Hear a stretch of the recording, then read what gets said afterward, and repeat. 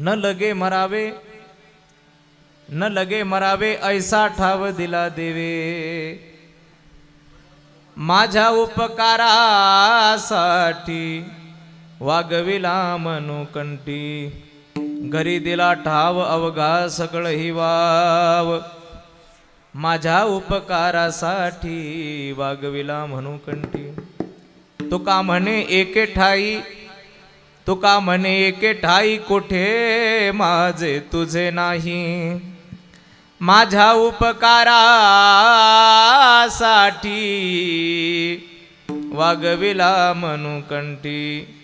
समचरण सरोजम सांद्रणी लांबुदाभं, जगननीत पाणी मंडनम मंडनानं, तरुण तुलसी माला कंदरम कंजनेत्रम, सदयदवलहासं विठ्ठलं चिंतयामि. ज्ञानेशं ज्ञानमूर्तिं च साक्षात् प्रेमस्वरूपिणीं, नामदेवं च दयामूर्ति नाथं वन्दे पुनः पुनः. वैराग्यस्य परामूर्ति देहु क्षेत्र निवासिनीं, तुकाराम महाराष्ट्र भक्तराज चतुष्टकं, गंगा विशुद्धं नितपादस्पर्शं, सरोवेष्टितं चुंबितं पुण्यस्थानं, सराले स्थितं तं समाधिस्थमूर्तिं, नमामि गंगागिरिजियोगिराजं, तपोज्ञान वैराग्य भक्ति स्वरूपं, सदा अलंकृतं साधु संन्यास योगं, मुखे यस्य वेदांत शास्त्रार्थ नित्यं. नमो नारायण गिरिजि ब्रह्मस्वरूपं, गुरुर्ब्रह्मा गुरुर्विष्णु गुरुर्देवो महेश्वरा, गुरु साक्षात् परब्रह्म तस्मै श्री गुरुवे नमः. श्री गुरु चरण सरोज रज निज मनु मुकुर सुधारी, बरनौ रघुबर बिमल जसु जो दायक फलचारी. बुद्धिहीन तनु जानिके सुमिरौ पवन कुमार, बल बुद्धि विद्या देऊ मोही, हरे हुकलेस विकार. प्रभु के चरणों में सदा पुनि पुनि करू प्रणाम.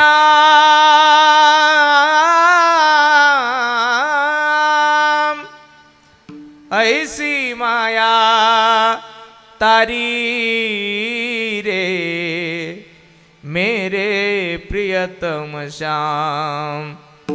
वचन ऐका कमलापती, आ वचन ऐका कमलापती,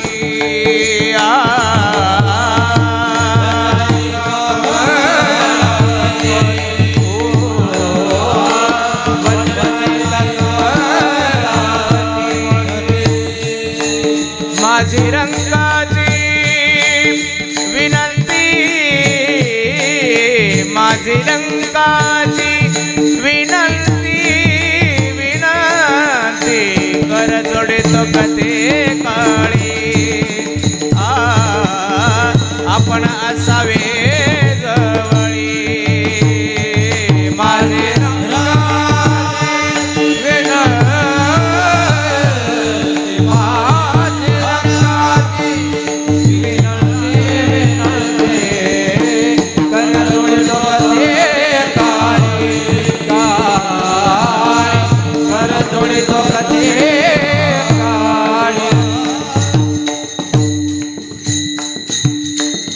वचन ऐका कमलापती, माझी रंकाची विनंती कर जोडितो कथे काळी, आपण असावे जवळी। मस्तक माझा पायावरी, या वारकरी संतांच्या सेवे लागी, सेवक झालो तुमच्या लागलो निज चरणा।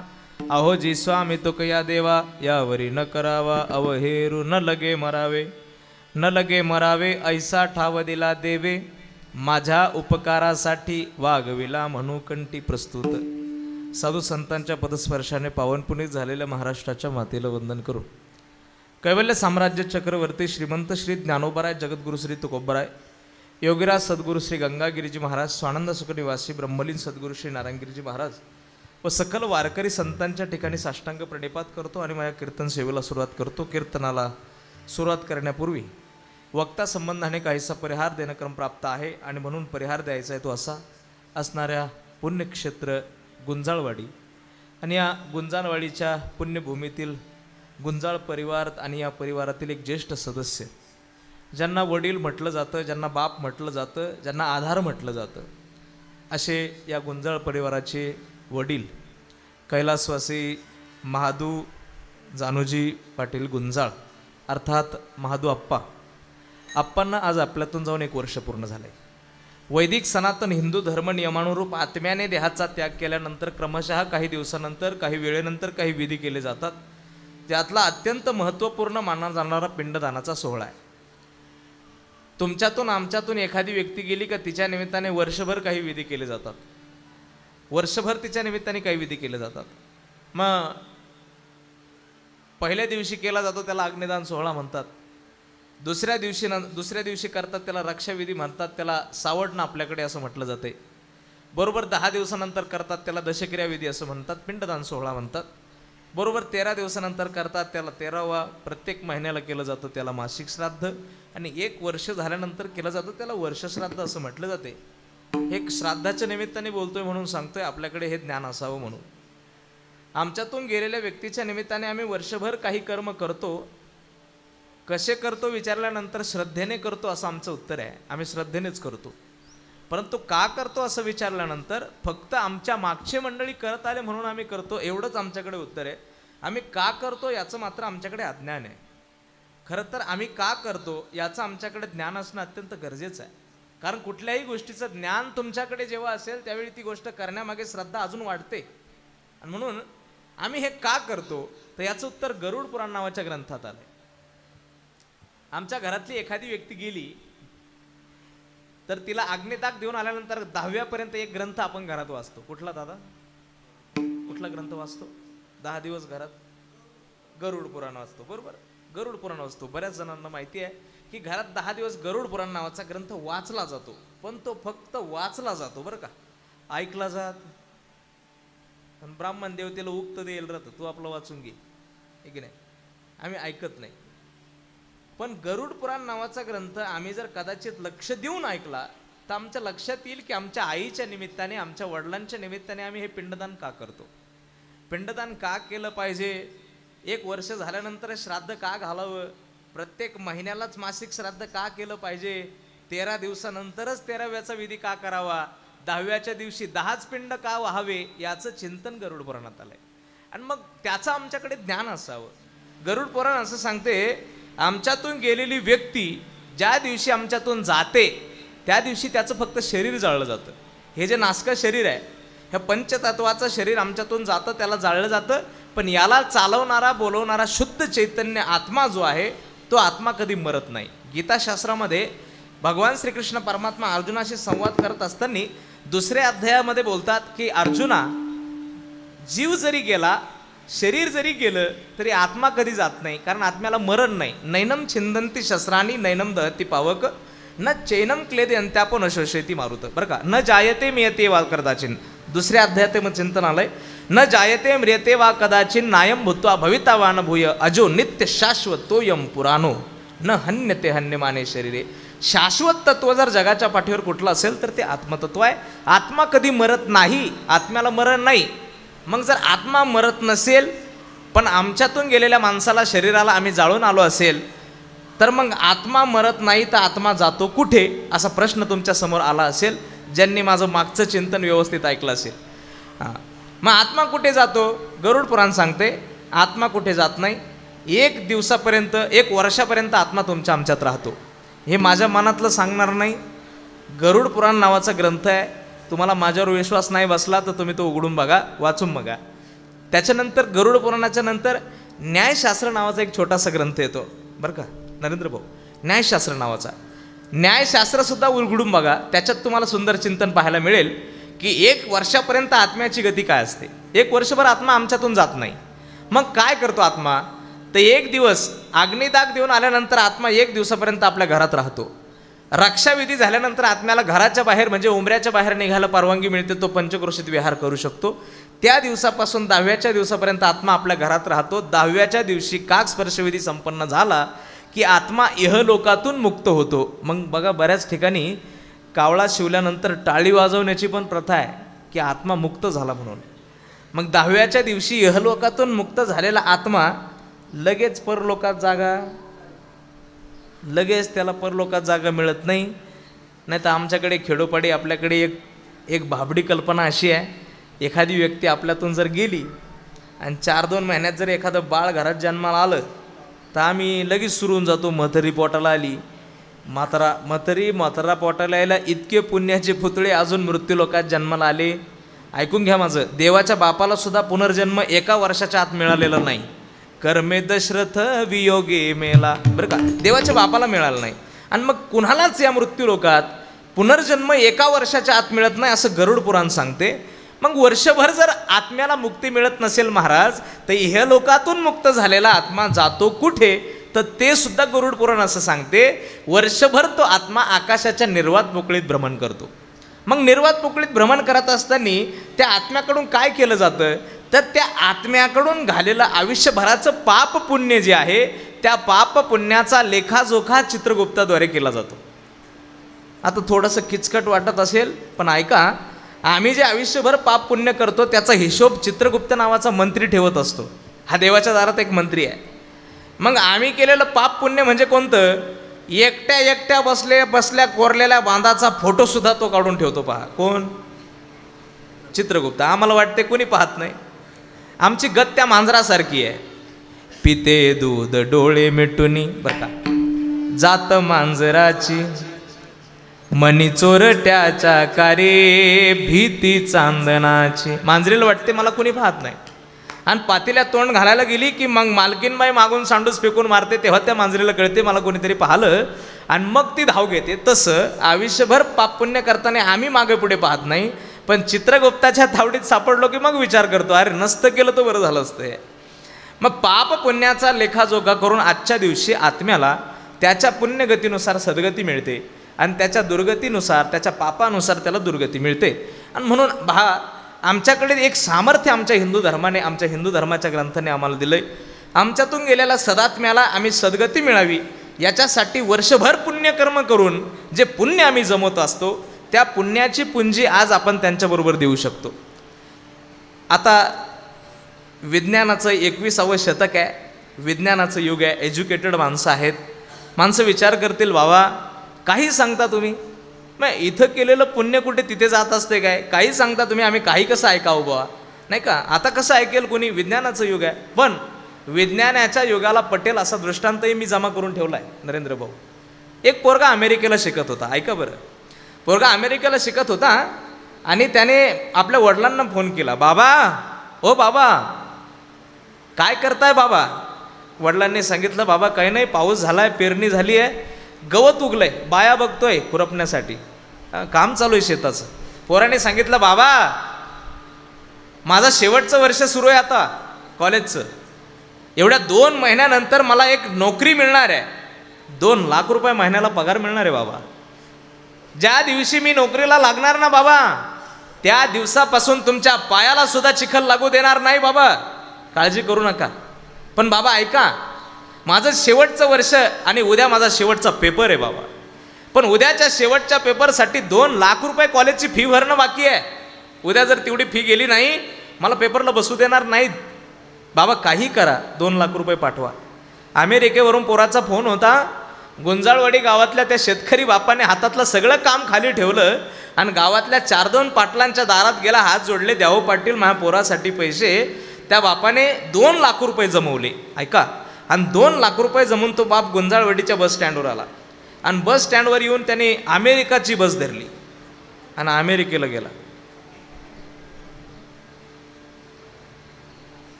जमन का? काय ऐकू राहिले तुम्ही? काय नाही. अमेरिकेला कुठं बसने जाता येत असतं का? बसने नाही गेला, टॅक्सी करून गेला. जमल का? नाही जमणार. आता ऐका बरं, आता ऐका. त्या बापाने 2 लाख रुपये जमवले. तो बँकेत गेला, संगमनेरच्या मेन ब्रँचला जाऊन मॅनेजर साहेबांना भेटला, साहेब पोराला अमेरिकेला पैसे पाठवायचेत, काही करा साहेब, एवढे पैसे पाठवा. मॅनेजरने एक फॉर्म भरून घेतला, त्या अडाणी बापाचा अंगठा घेतला, पोराचा अकाउंट नंबर टाकला आणि कॅशियरच्या समोर तो फॉर्म ठेवला. 2 लाख रुपयाची कॅश मशीनमधून मोजून काढली आणि कॅशियरच्या समोर ठेवली. कॅशियर साहेबांनी 4-5 बटणं दाबले. 5व्या मिनिटाला पोराचा फोन अमेरिकेतून पुन्हा वाजला, बाबा पैसे पोहोचले बरं का. माझा दृष्टांत थांबला आहे. माझा प्रश्न तुम्हाला असा आहे, मला सांगा, ते जे बापाने 2 लाख रुपये जमा करून नेले होते ते कुठे आहेत अजून? ते कुठे आहेत? बँकेत आहे, कॅशियरच्या समोर आहेत. कॅशियर कुठे आहे? कॅशियरही बँकेत आहे, फॉर्मही तिथंच आहे, मॅनेजरही तिथंच आहे, बापही तिथंच आहे आणि बँकही तिथंच आहे. अजून कुणीच कुठं हल्लं नाही. पण 5व्या मिनिटाला 7 समुद्राच्या पलीकडं पैसे पोहोचवण्याची ताकद विज्ञानाची आहे. बरं, 5व्या मिनिटाला 7 समुद्राच्या पलीकडं पैसे पोहोचवण्याची ताकद विज्ञानाची आहे. आणि विज्ञानाला निर्माण करणारा मनुष्य आहे आणि मनुष्याला निर्माण करणारा माझा देव आहे. मग जर विज्ञानाच्या ताकदीने 7 समुद्राच्या पलीकडे पैसे जात असतील, तर माझ्या भगवंताच्या सृष्टीतलं इथं केलेलं, आमच्या पितरासाठी केलेलं पुण्य त्यांच्यापर्यंत का जाणार नाही? आणि हो, जातं म्हणून तुकोबाराय म्हणाले, माझे झाले गयावर जन, माझे झाले गयावर जन,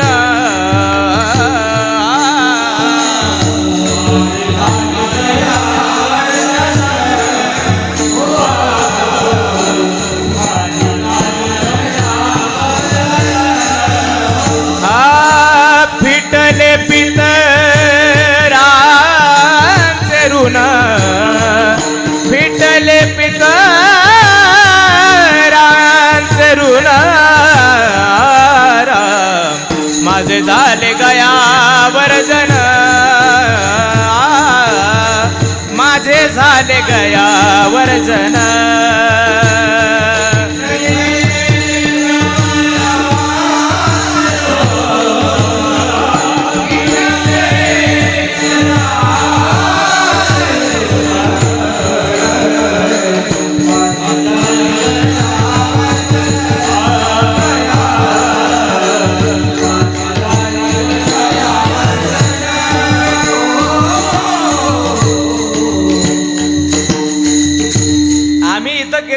आमच्या वडिलांपर्यंत जातं, आमच्या आईपर्यंत जातं, आमच्या पितरांपर्यंत जातं.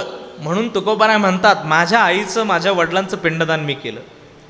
पिंड पदावरी दिला आपुली करी, माझे झाले गयावर जन, फिटले पितरांचे ऋण. आणि म्हणून पितरांच्या ऋणातून उत्तीर्ण होण्याचा असणारा हा दिवस आहे. आज हा गुंजाळ परिवार आपल्या वडिलांच्या ऋणातून या ठिकाणी उत्तीर्ण होतोय. कैलासवासी महादू आप्पांच्या निमित्ताने केला जाणारा हा सोहळा, त्यामध्ये त्यांचा संबंध परिवार मोठ्या श्रद्धेने या ठिकाणी हा विधी करतोय. त्यामध्ये त्यांच्या पत्नी गंगा भागीरथी शांताबाई महादू गुंजाळ, त्यांचे 3 मुलं आहेत. त्यामध्ये श्री मच्छिंद्र भाऊ महादू गुंजाळ, श्री नवनाथ महादू गुंजाळ आणि श्री सुदाम महादू गुंजाळ. त्याच्यानंतर त्यांची मुलगी सौभाग्यवती इंदुबाई बाबासाहेब शेलकर, त्यांचे जावई आहेत बाबासाहेब बाळासाहेब शेलकर आणि त्यांचे नातू श्री तुषार बाबासाहेब शेलकर आणि चिरंजीव अक्षय सुदाम गुंजाळ, चिरंजीव अजय नवनाथ गुंजाळ आणि त्यांची नात आहे सौभाग्यवती माधुरीताई प्रवीण बांगरे, कुमारी दिव्या सुदाम गुंजाळ आणि कुमारी पूजा नवनाथ गुंजाळ. समस्त गुंजाळ परिवार, सगळे नातलग आप्तेष्ट मित्र परिवार या ठिकाणी आपल्या वडिलांचा आप्पांचा या ठिकाणी पुण्यस्मरण करतोय. खरं तर या मुलांच्या अंतःकरणातला हा आपल्या वडिलांबद्दलचा भाव पाहून मलाही खरं तर आनंद वाटला. जगामध्ये आम्ही फिरतो भरपूर, पांडुरंगाच्या कृपा आशीर्वादाने फिरण्याचा योग येतो आणि अनेक माणसं पाहायला मिळतात. नारदाच्या गादीवरून खोटं बोलणार नाही, अशी माणसं पाहायला मिळतात. बाबा, हे सगळं जे उभं दिसतं ना तुम्हाला, याच्यात आमच्या बापाचं काही नाही बरं, याच्यात आमच्या आईचं काही नाही, हे सगळं उभं केलं हे आम्ही केलं, अशी पोरं पाहायला भेटतात. आणि अशी पोरं पाहायला भेटल्यानंतर त्याच्या तुलनेत ज्यावेळी अशी पोरं पाहायला मिळतात की जी पोरं म्हणतात, बाबा आमच्या वडिलांनी अत्यंत कष्टाने आम्हाला उभं केलं. मी आल्यानंतर नरेंद्र भाऊंच्या संपर्कातून मी खरं तर आलो, पण त्यांनी फोनवरून मला सातत्याने हेच सांगितलं की बाबा तुम्ही थोडं लवकर या, मला त्या परिवाराशी तुमची ओळख करून द्यायची आहे, कारण हा परिवार काही वेगळाच आहे. आपल्या वडिलांची कृतज्ञता इतकी व्यक्त करतोय, आपल्या वडिलांबद्दल इतकं प्रेम व्यक्त करतोय आणि खरंच त्यांच्या अंतःकरणातला तो भाव मला इथं आल्यानंतर पाहायला मिळाला. आदरणीय त्यांचे पुत्र असेल, सुदामदादा असतील, मच्छिंद्र भाऊ किंवा नवनाथ भाऊ असतील, मला आल्यानंतर भेटले, सांगितलं की आज आम्ही सुस्थितीला आहोत बाबा, आमच्याकडे आज काय नाही असं काहीच नाही, आमच्याकडे सगळं आहे आता. पण त्या काळात आमच्या वडिलांनी आम्हाला उभं केलं, त्या काळात आमच्या वडिलांनी आम्हाला घडवलं, ज्या काळात ते रोजाने जाऊन काम करायचे. अत्यंत कष्टाने, अत्यंत कावाड कष्ट करून पोरांना घडवण्याचा जो अंतःकरणातला आप्पांचा भाव होता, त्या भावापोटी आज या मुलांच्या अंतःकरणात ती श्रद्धा आहे. खरं तर या कलियुगामध्ये 21व्या शतकामध्ये अशी पोरं पाहायला मिळणं सुद्धा एक मोठं भाग्याचंच लक्षण आहे मायबाप. कालांतराने अशी पोरंसुद्धा पाहायला मिळणार नाहीत. घरात मायबापाला फेकून भाकरी देणारी पोरं आहेत, तिथं आमच्या वडिलांनीच हे आमच्यासाठी केलं असं म्हणणारी ही पोरं. खरं तर मला त्यांच्याबद्दल खूप आनंद वाटला की अशी पोरं आहेत. आप्पांचं जीवन खऱ्या अर्थाने आज आप्पा हा सोहळा पाहून आप्पा म्हणत असतील, जन्मा आलो त्याचे आजी फळ झाले साचे, नाही का, जन्माला येऊन सार्थक झालं. काय असतं सांसारिक जीवाचा परमार्थ, काय असतं हो सांसारिक जीवाचा संसार. सांसारिक जीवाने परमार्थ काय करावा, मंदिरात जाऊन नाही बसायला सांगितलंय संतांनी, बरं का. सांसारिक जीवाचा परमार्थ तोच असतो की आपल्या परिवाराला सुस्थितीला नेणं, आपल्या परिवारातील मुलांना घडवणं, आपल्या परिवारातील माणसांना सुसंस्कार देणं, हा सांसारिक जीवाचा परमार्थच आहे. आमची मुलं अशी घडावी जी भविष्यात कामाला यावी जगाच्या. नाही तर मग काही अशी जन्माला येतात जी असल्यावरही नको वाटतात आणि गेल्यावरही त्यांची आठवण आल्यावर माणसाला रागच येतो. काही माणसं अशी आहेत ज्यांचा असल्यावर फायदा नाही आणि गेल्यानंतरही फायदा नाही, पण काही माणसं अशी आहेत की गेल्यानंतर त्यांची आम्हाला वारंवार आठवण आल्याशिवाय राहत नाही. त्यातले आप्पा आहे. आज हा परिवार, ही मुलं इतक्या श्रद्धेने, त्यांची मुलगी, जावई, हा संबंधच परिवार या ठिकाणी आप्पांच्या निमित्ताने हा सोहळा करतोय, एवढ्या श्रद्धेने करतोय. खरं तर आप्पाला ती सद्गती मिळालीच आहे, याच्यात कटली शंका नाही. आणि म्हणून माझ्याही जीवनात तो सुयोग लाभला.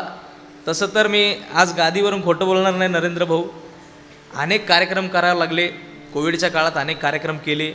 मी तुम्हाला सांगतो, काही माणसांचे कार्यक्रम असे करावे लागले, नवनाथ महाराज, असे कार्यक्रम करावे लागले की त्या माणसाबद्दल काय बोलावं आपण, म्हणजे त्याचं आयुष्य कायम असं गेलं, कधीच चांगलं नाही, मग त्याच्याबद्दल आपण काय सांगावं, असे सुद्धा मारे कार्यक्रम करावे लागले. पण ते जरी करावे लागले असतील तरी कीर्तनकाराचं अंतःकरण त्यावेळी त्याचं साथ देत नाही. पण आजच्या कार्यक्रमात आप्पांच्या बाबतीत बोलत असताना जो पण शब्द माझ्या अंतःकरणातून निघेल तो माझ्या मनातला निघेल. कारण सत्पुरुषाच्या निमित्ताने बोलताना माणसाला कुठल्याच गोष्टीची कधी खेद नसतोय, नेहमी लक्षात ठेवा. आणि म्हणून या परिवारात कार्यक्रम करण्याचा सहयोग माझ्या जीवनात आला. आमचे मित्र, आपल्या गावचं भूमिपुत्र आणि प्रथम नागरिक नरेंद्र भाऊ गुंजाळ यांच्या माध्यमातून वारंवार येण्याचा योग येतो. आणि आपल्या गावाचं एक भाग्य सांगतो, अशा माणसांमुळे महाराष्ट्रातील नामवंत कीर्तन आपल्याला पाहायला मिळतात, ऐकायला मिळतात. खरं तर हे नरेंद्र भाऊंचं वैशिष्ट्य आहे. मला सांगतोय, या अनेक कार्यक्रम करता येतात, अनेक कार्यक्रम आम्ही करतो, पण सगळ्याच कार्यक्रमांचं नियोजन व्यवस्थापन इतकं सुंदर खऱ्या अर्थाने असतंच असं काही नाही. पण गुंजळवाडीत येताना आम्ही कुठल्याच गोष्टीचं टेन्शन घेत नाही, मोकळ्या मनाने निघतो. कारण गायक आहेत, वादक आहेत, ते ठरलेलं असते, साऊंड चांगला असणारे, व्यवस्था चांगली असणारे. आणि ह्या सगळ्या गोष्टी करण्यासाठी नरेंद्र भाऊंना त्या परिवारातील सर्व सदस्यांनी की तुम्ही सगळं व्यवस्था करा, जे पण लागेल ते करा, आमची पूर्ण त्याला काही हे नसेल. आणि म्हणून इतकं गोड सुंदर नियोजन आपण या ठिकाणी केलं. ही सगळी वारकरी मंडळी आपल्याला या ठिकाणी आप्पांच्या निमित्ताने जमली. त्यामध्ये विनेकरी महाराज आहेत, आपल्या गावातील सर्व वारकरी टाळकरी महाराज मंडळी, गुंजळवाडीकरच सर्व ग्रामस्थ, सर्वांच्या चरणी नतमस्तक होतो. इकडे गायनाचार्य म्हणून उपस्थित असलेले आपल्या परिसराचं सांदीपनी गुरुकुल आणि त्या सांदीपनी गुरुकुलचे विद्यार्थी, युवा कीर्तनकार, आमचे मित्र नवनाथजी महाराज गीते, तेही या ठिकाणी आवर्जून उपस्थित आहेत. संगीत अलंकार, संगीत विशारद आपल्या परिसराचं भूषण, सन्माननीय वंदनीय श्रीमान हरिभक्तपरायण प्रवीणजी महाराज पांडे, तेही आज आवर्जून वेळ काढून उपस्थित राहिले. त्यांनाही कोटी कोटी दंडवत करतो. हार्मोनियमवाले महाराज इथलेच आहेत तुम्ही, त्यांनाही विशेष धन्यवाद आहे. फार सुंदर तेही हार्मोनियम वाजवत होते, पण आता स्वर लावल्यामुळे त्यांनी थांबून घेतला, असं हरकत नाही. त्यांनाही विशेष धन्यवाद, कोटी कोटी धन्यवाद आहे. त्याच्यानंतर या ठिकाणी पखवाजाची सेवा देण्यासाठी उपस्थित परम आदरणीय वंदनीय सांदीपनी गुरुकुलचे विद्यार्थी, आदरणीय वंदनीय आमचे जिवलग मित्र श्रीमान हरिभक्तपरायण संगीत अलंकार रामजी महाराज यांचे घडवलेले विद्यार्थी, खरं तर महाराष्ट्रभर फिरतात आहे. त्यातला हा एक विद्यार्थी माऊली महाराज अत्यंत सुंदर पखवाज वाजवतात, त्यांनाही कोटी कोटी धन्यवाद आहे. या ठिकाणी माझे जिवलग मित्र उपस्थित असलेले श्रीमान मृदंग अलंकार परमेश्वरजी महाराज भारत, त्यांचेही 100-150 विद्यार्थी आज महाराष्ट्रभर पखवाज वाजवतात. हेही महाराजांचा गौरव आहे. त्यांनाही कोटी कोटी दंडवत करतो. उपस्थित अनेक मान्यवर उपस्थित या ठिकाणी आहेत. सर्वांच्या चरणी नतमस्तक होतो, कीर्तन सेवेकडे वळतो. विठाला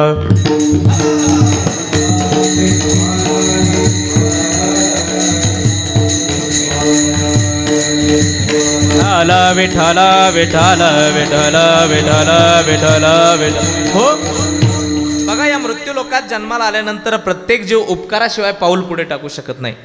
फार सोपं चिंतन करणार आहे, फक्त लक्षपूर्वक आपण ऐका. उपकाराशिवाय मनुष्याचा पाऊलही पुढं पडत नाही. म्हणजे पावलावर आपल्यावरती उपकार आहेत. मी फार लांब जाणार नाही, आपण घरापासून सुरुवात करू.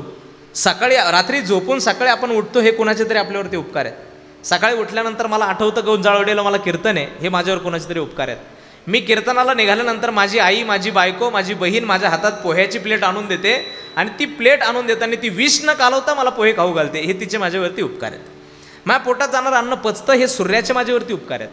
माझ्या पोटात जाणारं अन्न ही धरणी माता स्वतःच्या पोटात नांगराचा फाळ खुपसवून घेते आणि पिकवते, म्हणून मातीचे सुद्धा आपल्यावरती उपकार आहेत. पावलापावलाला उपकाराने घडणारी संस्कृती म्हणजे भारतीय संस्कृती आहे. या संस्कृतीमध्ये उपकार करणाऱ्या माणसाचे उपकार उपकारानेच फेडावं असं शिकवलं जातं. इथे कृतज्ञ आणि कृतज्ञ अशा 2 शब्दांचा उल्लेख मला जाणून करावा वाटतोय. कृतज्ञ त्यांना म्हणतात जे उपकाराला विसरून जातात, आणि कृतज्ञ त्यांना म्हणतात जे उपकार केलेले लक्षात ठेवतात. शास्त्र असं सांगतं, एखाद्याने जर आमच्यावरती उपकार केले ना, तर त्याचे उपकार आम्ही कधी विसरू नये. एखाद्याने जर आमच्यावर उपकार केला तर आम्ही त्याचा उपकार कधीच विसरू नये. उपकार करणाऱ्या माणसाच्या नावाची एक शास्त्र सांगते, संगमरवरी दगडावर उडून ठेवली पाहिजे. ऐकताय का? उपकार करणाऱ्या माणसाच्या नावाची एक संगमरवरी दगडावर उडून ठेवली पाहिजे दादा. आणि शिव्या देणाऱ्या, निंदा करणाऱ्या माणसाच्या नावाची रेख शास्त्र सांगते हवेत उडून ठेवली पाहिजे. कशात? हवेत.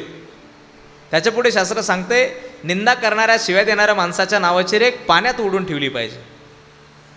त्याच्याही पुढे जाऊन शास्त्र असं सांगते निंदा करणाऱ्या माणसाच्या नावाची रेख वाळूत उडून ठेवली पाहिजे. मला सांगा, वाळूतली, हवेतली आणि पाण्यातली रेख राहते का कायम? कायम राहते का? नाही राहत. शास्त्र म्हणते निंदा करणाऱ्या, शिव्या देणाऱ्या माणसाच्या नावाची रेख हवेत पाण्यात वाळूत उडून ठेवायची असते दादा. आणि उपकार करणाऱ्या माणसाच्या नावाची रेख संगमरवरी दगडावर उडून ठेवायची असते. म्हणजे निंदा करणाऱ्याला विसरून जायचं असते आणि उपकार करणाऱ्याला कधीच विसरायचं नसते. पण तसं आमच्याकडून होत नाही आता, तसं आमच्याकडून होत नाही. आम्हाला शिव्या देणाऱ्या माणसाला आम्ही कधी विसरत नाही. हां, एखाद्याने जर आम्हाला शिव्या दिल्या तर आम्ही म्हणतो, अरे आज शिव्या देतोय, आज तुझा दिवस आहे, पण उद्या माझा दिवस येईल, मी बघेल तुझ्याकडे. हां, लक्षात ठेवतो तुला, बघेल तुझ्याकडे, वेळ येईल माझी पण. आणि मग आम्ही शिव्या देणाऱ्या माणसाला विसरत नाही, पण निंदा शिव्या देणाऱ्या माणसाला विसरत नाही आणि उपकार करणाऱ्या माणसाला विसरल्याशिवाय राहत नाही. हे आमचं दुर्दैव आहे. या जगामध्ये आम्हाला हे शिकवलं नाही. मी एक सहज वाचता वाचता मला एका कवीचे 2-4 लाईनी मला कवितेच्या वाचायला मिळाल्या.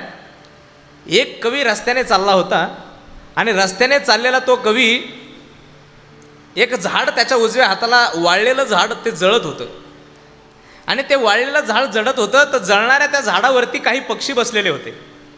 तसा नियम असा आहे, आगी लागलेली रुखी देखुनी सैरा धावती पक्षी. आग लागलेलं झाड पाहून पक्षी कधीच एका जागेवर बसत नाही, पळत राहतात. पण ते वाळलेलं झाड जळतंय आणि वरती काही पक्षी बसलेत, त्या पक्षाकडे पाहून तो कवी त्या पक्ष्यांना म्हणतो, आग लगी इस वृक्ष को जलने लगे हे पाग. कवी म्हणतोय, पक्षीराज, झाडाला आग लागली आहे, काही वेळात झाड जळून खाक होईल आणि असे बसून राहिलात तर तुम्ही सुद्धा जळून खाक व्हाल. काय करा? आग लगी इस वृक्ष को जलने लगे हे पाग, क्यों न उडे रे पंछियो पंख तुम्हारे पास. अरे तुमच्याजवळ पंख आहेत, उडून जा, जगताल. पक्ष्यांनी त्यांना उत्तर दिलं उलट कविराजाला. अर्थात पक्षी बोलत नाही, पण कवीचे वाक्य आहेत. कवी असं म्हणतोय, पक्षी मला असं म्हणाला की फल खाये इस वृक्ष के गंधे किए हे पाग. पक्षी असं म्हणतो, जोपर्यंत हे झाड हिरवं होतं ना, तोपर्यंत याच्या सावलीला बसलो, जोपर्यंत याला फळं आले तोपर्यंत याचे फळं आम्ही खाले, पण याने कधी तक्रार केली नाही झाडाने आमची. त्याच्या सावलीत बसलो, त्याच्यावर शिकलो, घाण केली, त्याची कधीच तक्रार आमच्याबद्दल झाली नाही. मग फल खाये इस वृक्ष के गंदे किए हे पाग, अब यही हमारा धर्म है जले इन्हीं के साथ. आता आमचा धर्मच हा आहे की यांच्याबरोबर जळून खाक व्हायचं. अरे अडचणीत सापडल्यानंतर सोडून जायला काय आम्ही माणसं आहोत काय?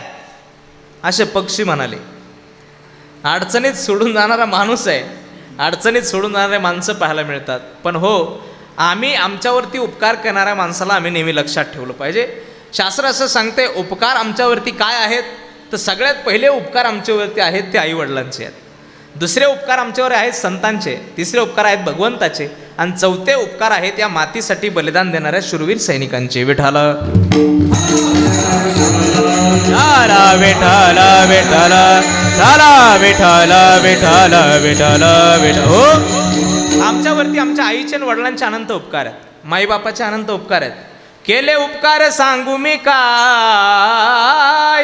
बरं का, एवढे उपकार आहे आमच्या आईचे आणि एवढे उपकार आहे आमच्या वडिलांचे, काय सांगू मायबाप. आमच्यावरती किती उपकार केले, आमच्या आईने किती उपकार केले. सगळ्यात पहिले उपकार सांगतो आईचे. आमच्या आईने आमच्यावरती सगळ्यात पहिला उपकार केला, कुठल्याच पद्धतीचं भाडं न घेता 9 महिने 9 दिवस तिने गर्भात जागा दिली. ही सगळ्यात मोठे उपकार तिने पहिले केले. आणि 9 महिने 9 दिवस तिने आम्हाला गर्भात वाढवलं आणि गर्भात वाढून तिने आम्हाला जन्म दिला. हा सगळ्यात मोठा आमच्या आईचा उपकार आहे. तरीसुद्धा त्या उपकाराला बाजूला ठेवून वागणारे काही माणसं पाहायला मिळतात, तेव्हा दुर्दैव वाटते. एक मुलगा आणि आई दोघंजणं संभाषण करत होते आणि ती आई त्या मुलाला म्हणत होती, फार बारकाव्याने ऐका. ती आई त्या मुलाला म्हणत होती, बाळा सोन्या, सोन्या तुला मी लहानचा मोठा केला तर हाताच्या फोडासारखा वाढवला रे, काबाड कष्ट केले, धुणं धुतलं, भांडी घासली लोकाच्या दारात. सोन्या तुला डॉक्टर केला, इंजिनियर केला रे मी, आणि तुम्हाला विसरलास. तुला दूध पाजलंय रे मी, दूध पाजलंय. त्यावेळी त्या पोराने सांगितलं, म्हातारे थिरडे, तुला जर दूध पाजल्याचा अहंकार झाला असेल तर सांग तुझ्या दुधाची किंमत. 1 लाख रुपये पगार आहे पठ्ठ्याला, आत्ता पैसे मोजतो. किती द्यावे लागतील आईच्या दुधाचे प्रवीण महाराज? आईच्या दुधाचे पैसे नाही देत आहेत. का नाही देत आहेत ऐका. आईच्या दुधाचे उपकार सांगतोय तुम्हाला. आमच्या आईच्या दुधाचे एवढे मोठे उपकार आहेत, ज्या दिवशी या मृत्यूलोकाचा आम्ही निरोप घेणार आहे, ऐका बरं, ज्या दिवशी या मृत्यूलोकाचा आम्ही निरोप घेणार आहे त्या दिवशी या घरातली माणसं आम्हाला बाहेर काढणार आहेत, तिरडीवरती बांधणार आहेत, स्मशानात घेऊन जाणार आहेत. आणि स्मशानात नेलं ना, तिरडीवरून सोडून सरणावरती रचणार आहेत. सरणावरती रचलं की आमच्यावरती लाकडं रचणार आहेत, आणि लाकडं रचली की आम्हाला अग्निदाग देणार आहेत. अग्निदाग दिला की 24 तास धगधग त्या अग्नीमध्ये जळायला आम्हाला सोडून देणार आहे. हो, आणि जर नाही जळालो ना, तूप टाकणार, तूप पण आम्हाला जाळणार.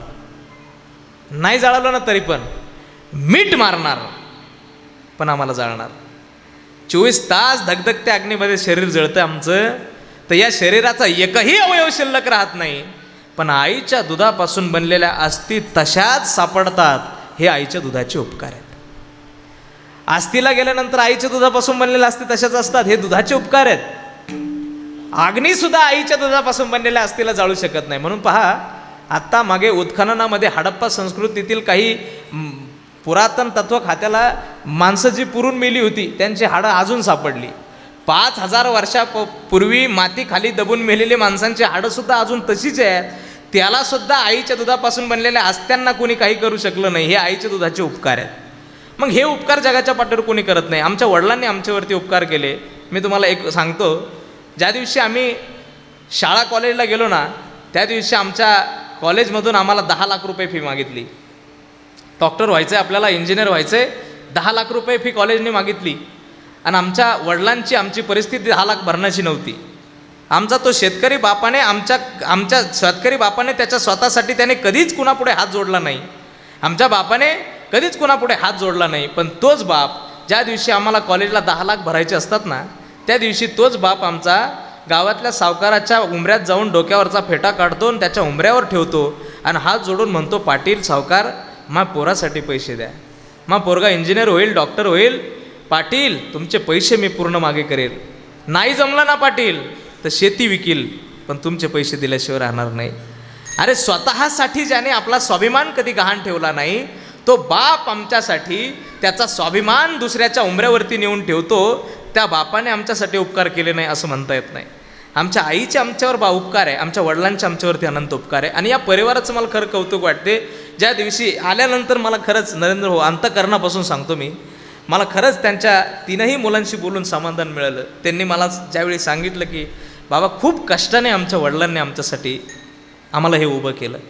आज एक त्यांचा मुलगा कारखान्यामध्ये सर्व्हिसला आहेत, एक गुजरात या ठिकाणी कंपनीमध्ये चांगलं काम करतात, त्यांचा स्वतःचा बिझनेस आहे. आज इतकं सर्व स्टेबल आहे. पण हे वडिलांचे उपकार आहे हे मानणाऱ्या या मुलांना खरं तर मी सांगतो, मी काय सांगू, माझ्या तुकोबरांचे शब्द आहेत, तुका म्हणे पितृ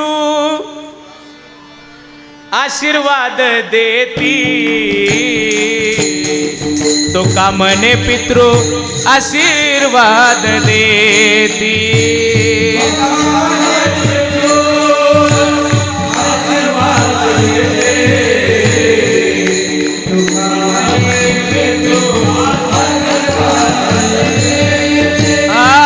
तुका म्हणे पितृ आशीर्वाद देती राम, तुका म्हणे पितृ आशीर्वाद देती, तुका म्हणे पितृ आशीर्वाद देती.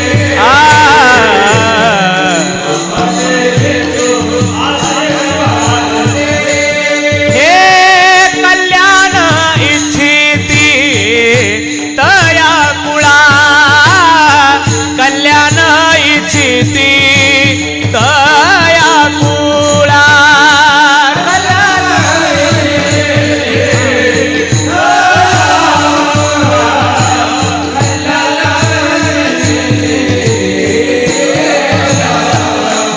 हे तुका म्हणे पितृ आशीर्वाद देते, तुका म्हणे पितृ आशीर्वाद देते, तुका म्हणे पितृ आशीर्वाद देते, तुका म्हणे पितृ आशीर्वाद दे, तुका म्हणे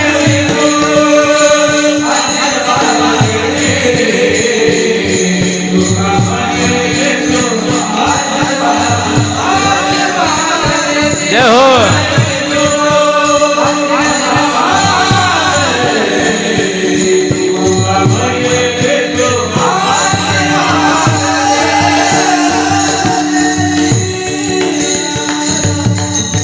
आपल्या आईचे वडिलांचे उपकार मानणाऱ्यांसाठी जगद्गुरु तुकोबराय म्हणतात, जो कृतज्ञता आपल्या आईची वडिलांची मानतो, आपल्या आईने आमच्यासाठी, आमच्या आईने आमच्यासाठी केलं, वडिलांनी केलं, तुकोबराय म्हणतात, तुका म्हणे पितृ आशीर्वाद देती, कल्याण इच्छिती तया कुळारा.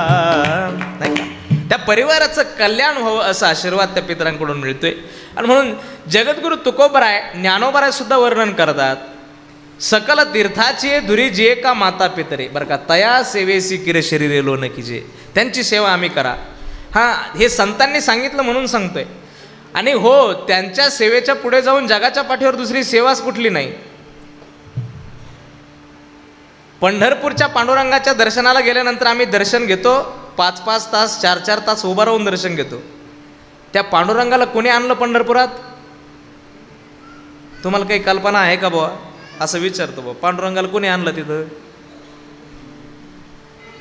हां, पुंडलिकाच्या भावार्थे पुंडलिकासाठी आला. पर पुंडलिकाने कुणाची सेवा केली? आपलं कीर्तनच बोलून चालून राहते. तुम्ही म्हणताना लय प्रश्न विचारू राहिला. हा, मला सांगा, कोणी आणलं पुंडलिकाने कुणाची सेवा केली? आईबापाची सेवा केली. जगाला माहिती आहे सगळ्या, कुठल्या संताची सेवा नाही, कुठल्या देवाची सेवा नाही, आपल्या आईची वडिलांची सेवा केली पुंडलिकाने. आणि पुंडलिकाच्या आई वडिलांची सेवा पाहून, बरं का, पुंडलिकाच्या आई वडिलांची सेवा पाहून देव आला. द्वारकेची अवघी संपदा घेवोनी पंढरीसी आले चक्रपाणी. चतुर्भुज परमात्मा पंढरपूरला आला आणि पुंडलिक आपल्या आईचे पाय दाबत होता. दगडावरती बसलेली आई चंद्रभागेच्या तीरावरती आईचे पाय आपल्या मांडीवरती होते, पाय दाबत होता, माईची सेवा करत होता. आणि चतुर्भुज परमात्मा पुंडलिकाच्या मागे येऊन उभा राहिला. पुंडलिकाला हाक मारली, पुंडलिका, ए पुंडलिका. पुंडलिकाने मागे वळून पाहिलं तर चतुर्भुज देव होता, चक्र होता, हातामध्ये गदा होती. आणि देवाकडे पाहून पुंडलिक चकित झाला, हात जोडले, देवा अरे तू इकडं. देवाच्या समोर नतमस्तक झाला, डोकं टेकवलं, साष्टांग प्रणिपात केला देवाला. आणि साष्टांग प्रणिपात करून पुंडलिक देवाला विचारू लागला, देवा इकडे कुठे आलास? त्यावेळी पुंडलिकाला देवाने उत्तर दिलं, बाबा तुलाच भेटायला आलो, तुझ्याकडेच आलो. त्यावेळी पुंडलिक म्हणतो, तुला बोलवलं होतं का मी? काय म्हणतोय पुंडलिक? तुला बोलवलं होतं का? प्रार्थिल्या वाचोनी आला शिका. तुला बोलवलंच नाही, आला कशासाठी? अरे मला वेळ नाही बाबा तुला द्यायला. त्यावेळी देव काय म्हणतो माहिती आहे का? तुझ्या आईची सेवा झाल्यानंतर मग मला भेट, तोपर्यंत मी थांबतो. पुंडलिक म्हटलं, आईची झाली की वडिलांची करायची, वेळच नाही. वेळ असला तर थांब, नाही तर गेला तरी. कोणाला म्हणतोय? तुम्ही ऐकू राहिले खालचे सगळे. कोणाला? तो काय सालाचा गडी? काय सालाचा गडी आहे? अरे नाही, विश्वाचा नायक आहे. तुझी ये सतेने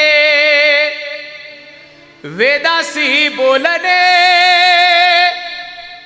सूर्यासी चालणे, तुझी ये बळे ऐसा तू समर्थ, ब्रह्मांडाचा धनी ऐसा तू समर्थ, ब्रह्मांडाचा धनी. असा विश्वाचा नायक देव आहे. आणि त्या देवाला पुंडलिक म्हणतो, वेळ असला तर थांब, नाही तर गेला तरी चालशील बाबा. त्यावेळी देव म्हणतोय, पुंडलिका, आईची सेवा झाली की वडिलांची कर, आणि वडिलांची झाली की मग मला भेट.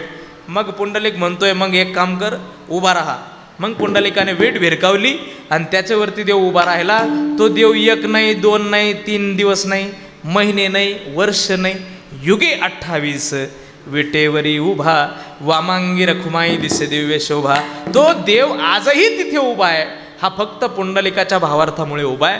पुंडलिकाने सेवा केली माईबापाची, आणि माईबापाच्या सेवेचा परिणाम आहे विश्वाचा नायक चंद्रभागेच्या तीरावरती येऊन थांबला.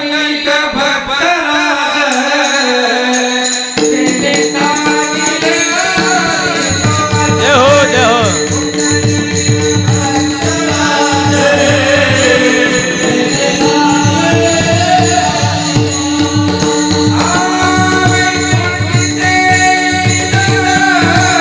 जय हो.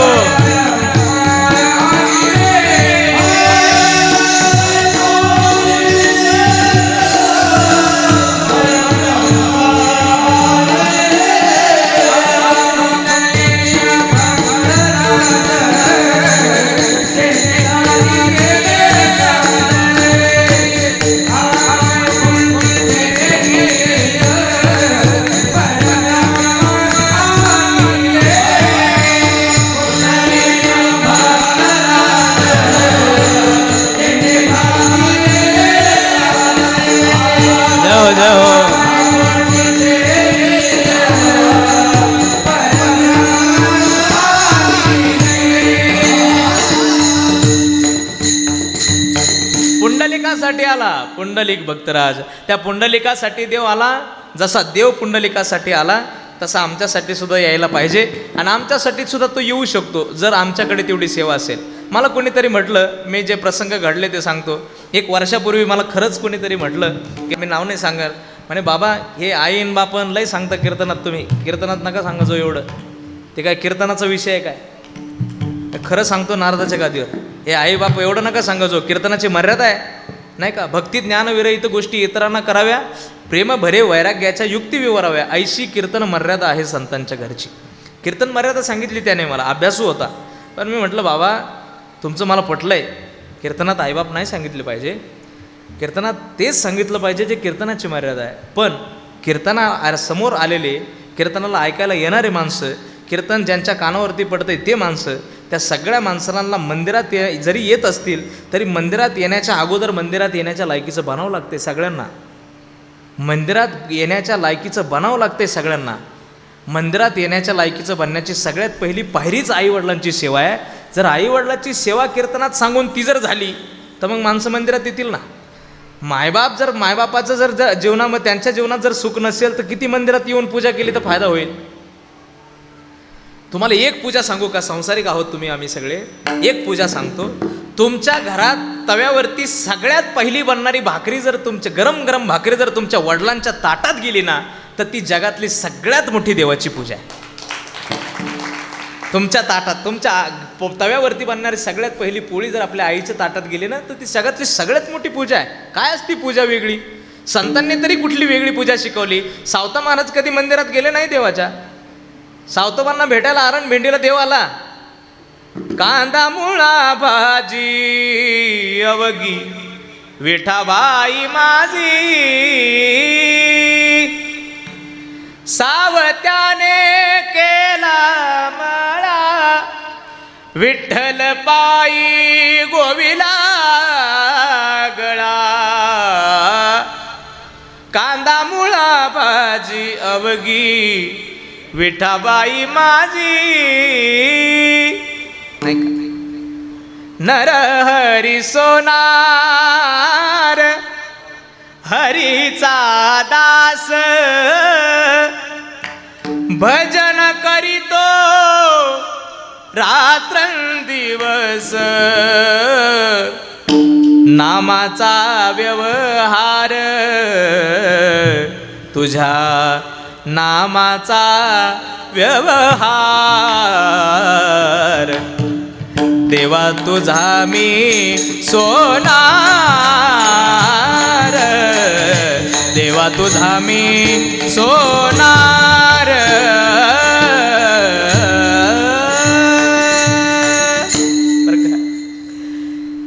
तुझ्या नामाचा व्यवहार.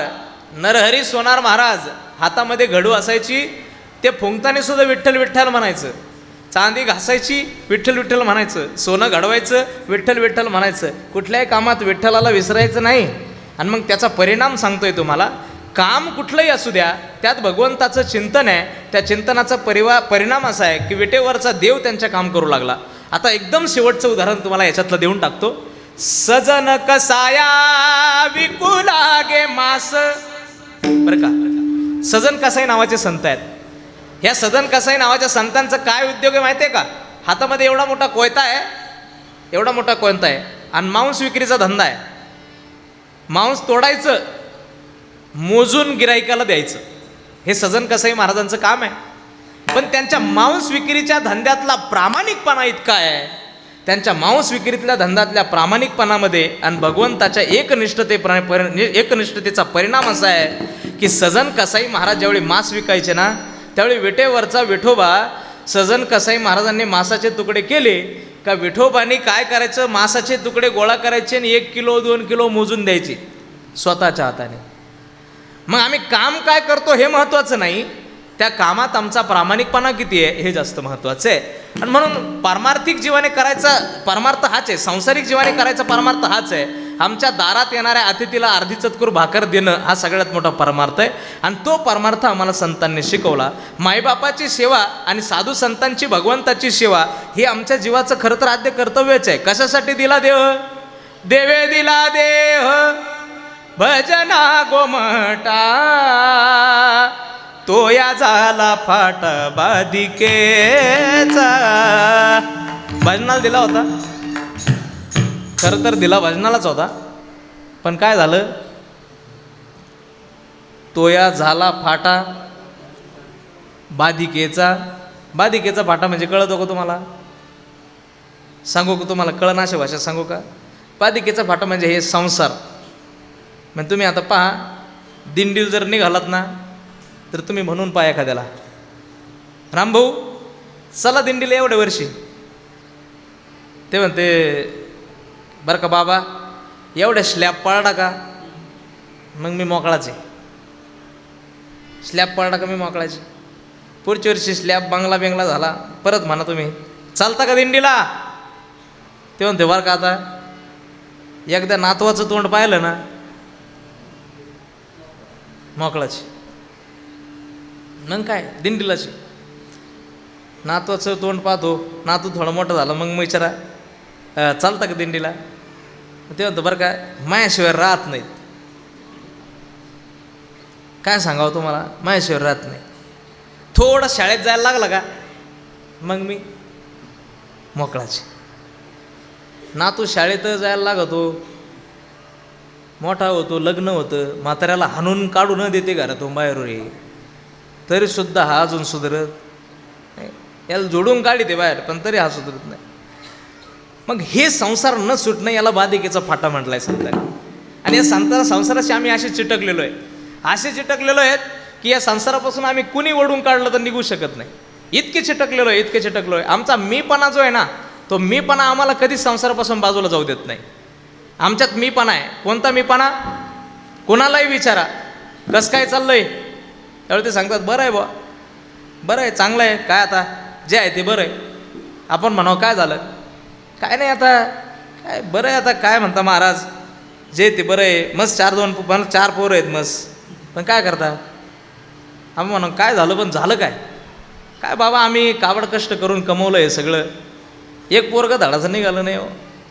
आम्ही आयुष्यात कधी सुपारीच्या कांडाला हात लावलं नाही, या काट्याने एक धाबा मोकळा सोडला नाही. मग आपण म्हणा तुमचं आयुष्य तुम्ही चांगले जगलात ना, त्यांचा प्रपंच ते करतील. मात्र म्हणतं बाबा तसं करून चालेल का? अहो मी जर गेलो तर उपाशी मरतील. मी जर गेलो ना उपाशी मरतील, उपाशी. कमीत कमी मी आहे म्हणून चटणी भाकरी खातात. मी पहा बरं का कुठं आला माणसाचा मी. आता म्हाताऱ्याचा विषय सोडा, म्हातारीकडं चाला तुम्ही, म्हणजे इथंच बसून राहा, फक्त म्हातारीकडं चाला.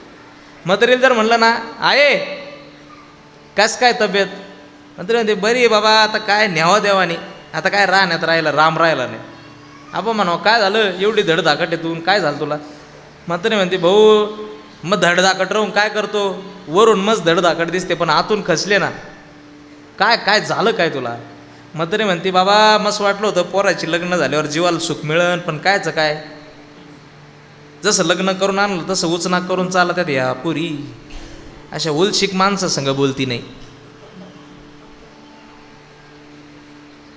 जे ते ज्याच्या त्याच्या खोल्यांनी घुसू बसत येत, अजिबात कोणी कोणासंग बोलायला तयार नाही. आणि ही वास्तविकता आहे बरं का. माणसाला मोबाईलने जगापासून इतकं वेगळं केलं आहे. मोबाईलवरती दुसऱ्याचे अपडेट घ्यायला आम्हाला आवडतात, आमच्या घरातल्या माणसांचे अपडेट घ्यायला आम्ही तयार नाही. मोबाईलवरती आम्ही आमच्या समोरच्या व्यक्तींना आम्ही विचारतो तुम्ही कसे आहात, तुम्ही पोचलेत का. आमच्या घरात बसलेल्या माणसाला आम्ही विचारत नाही तुम्ही कसे आहात, तुम्ही बरे आहेत का. मग हे मोबाईलचं खरं तर मोबाईल चांगला तितका वाईट तितका, पण कुणी काय घ्यायचं ते घ्या, माझा तो विषय नाही, मला थोडं पुढं जायचं आहे म्हणून हा विषय इथंच ठेवतो. जे ते ज्याच्या त्याच्या घरात घुसून बसत आहेत बाबा, कोणी कोणासंग बोलत नाही. काय करतो, मस्त वाटलं होतं चांगलं होईल. मग आपण म्हणावं तिच्या नवऱ्याला सांग ना, सुना ऐकत नाही ना तुझं, त्यांच्या नवऱ्याला सांगावतो आहे लेकांना, ऐकतील मग त्यांचं. मग तरी म्हणते त्यांना तरी काय सांगवतो दादा, ते पक्के बैल झाले ना. आपण म्हणू त्यांचं नसं ऐकत तर मग म्हाताऱ्याला सांग. म्हातारी म्हणती त्याला तरी कुठं सांगून फायदा आहे, त्याला आयुष्यभर म्या जमवून दिलं नाही, सुना कधी जमू द्यायची. बरी गंमत आहे ना. मग म्हातारीचं एक वाक्य असतं, ह्या किती मजा करू दे पण तुला एक सांगते दादा, हे जे वैभव तुला दिसतं ना याच्यासाठी आम्ही कावड कष्ट केले. अरे या दादा बाबाने जेव्हा आम्हाला लग्न करून आणलं होतं म्हणजे म्हाताऱ्याने, तेव्हा यांच्या घरी काय होतं. म्हातारीचं वाक्य असतं, यांच्या घरी काय होतं, चिमणी कुकून गेली तर दाना नव्हता टाकायला. एक मराठी भाषेत म्हणे, यांच्याकडे काय होतं, खगारा खाजत होता, नगारा वाजत होता. यांच्याकडे काहीच नव्हतं. आणि मग मी आले, माझ्या पै लक्ष्मी आली. म्हातारीचं वाक्य मीच आहे. म्हातारं म्हटलं मी आहे म्हणून खातेत. आता तुम्ही ह्या दोघांनी ज्यांच्यासाठी कमवलं त्यांचं एक वाक्य सांगतो आणि पुढं चालतो. मग आपण त्या पोराला जर भेटलं आणि त्याला म्हटलं ना दादा, अरे काय म्हातारीला तळतळायला लावलं रे, जाऊ द्या वय झालं त्यांचं, ऐकून घ्या, द्या सोडून, जाऊ द्या, घ्या सांभाळा त्यांना, थोडा काळा राहिला. पण ते पोरगं म्हणतं बाबा आमचं म्हातारं बोललंच का तुमच्या पैसे काहीतरी. आपण म्हणा जाऊ दे, बोललं बाबा. नाही ते म्हणतं त्याला कनी कुणी आलं का ते त्यांच्या कानालाच लागतं, त्याला असं ना हाताखालूनच काढावं लागतं एकदा. हे वाक्य आहे बरं का, वास्तविकता आहे सांगतोय तुम्हाला. आणि मग ते पोरगं म्हणतं बाबा काय म्हटलं तुम्हाला. आपण जर म्हणलं ना, ते म्हणलं बाबा मी आहे म्हणून चटणी भाकरी खाते ते, त्यावेळी ते पोरगं म्हणतं बाबा तो खरं बोलला तो आहे म्हणूनच चटणी भाकरी खाऊन राहिलो, त्याला एकदा मरू द्या. नाही रोज गुलाबजांबू खाले तर काय आला. मग ज्याच्यासाठी आम्ही दिवस रात्र कष्ट केले त्याचे उत्तर हे असतात. हा संसार आहे आणि या संसारात कधीच सुख नाही हे संतांनी सांगू सांगू गुळगुळीत झाले नाही का. संसार दुःख मूळ चहूकडे हिंगळ, विश्रांती नाही कोठे, रात्रंदिवस तळमळ, काम क्रोध लोभ शुनी, पाठी लागले ओढाळ, कवनामी शरण जाऊ, दृष्टी देई रे निर्मळ. नाही का. हां असं सांगितलंय संतांनी, तरी आम्ही जागृत नाहीत. संसार दुःखमूळ आहेच आहे, पण या संसारातला प्रत्येक जीवाचा आमच्याकडे पाहण्यासाठी स्वार्थी भाव आहे. मी नाही सांगत. जोवरी चळन गा तोवरी म्हणती माझा माझा,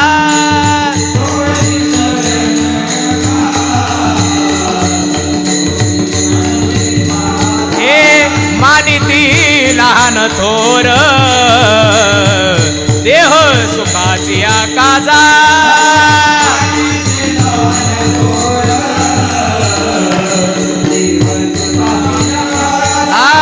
इंद्रिय मावळली आला बागुल आजा,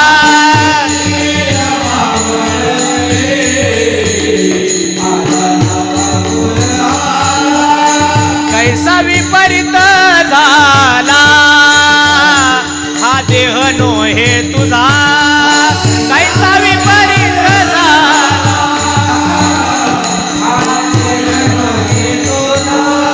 कैसा विपरीत झाला हा देह नोहे तुझा,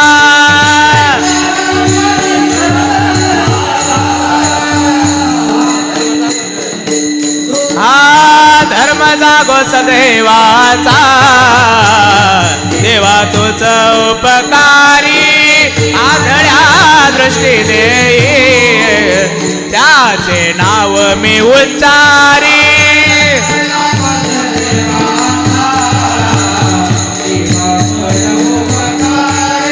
आंधळ्या दृष्टी देतो त्याचे नाव.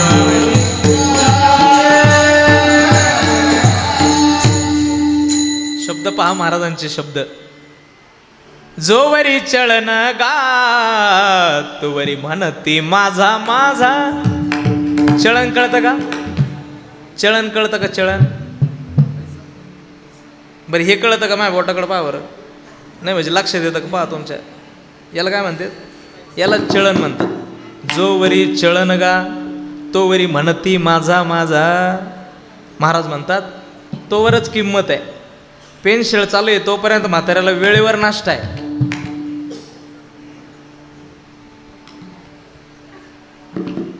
पेन्शिल जवळ चालू आहे ना पेनशळ तर म्हाताऱ्याला वेळेवर नाश्ता आहे.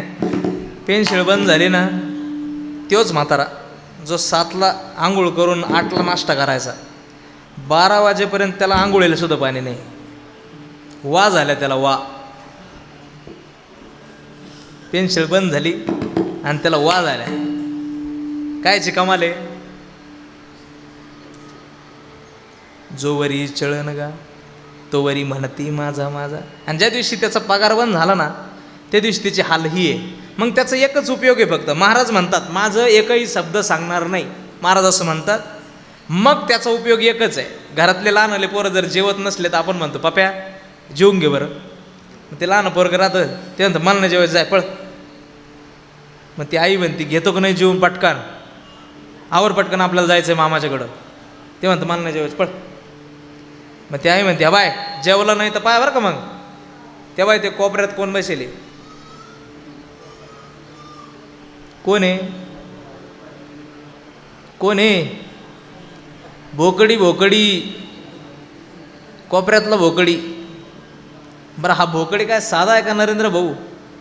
20 एकराचा भोकडी, 20 थोडा तिडका. आणि हे संतांचे शब्द आहेत. तोवरी म्हणती माझा माझा, मानिती लहान थोर देह सुखाची काजा. एकदा की इंद्रिय मावळली, आला बागुल आजा. कैसा विपरीत झाला हा देह नो हे तुझा.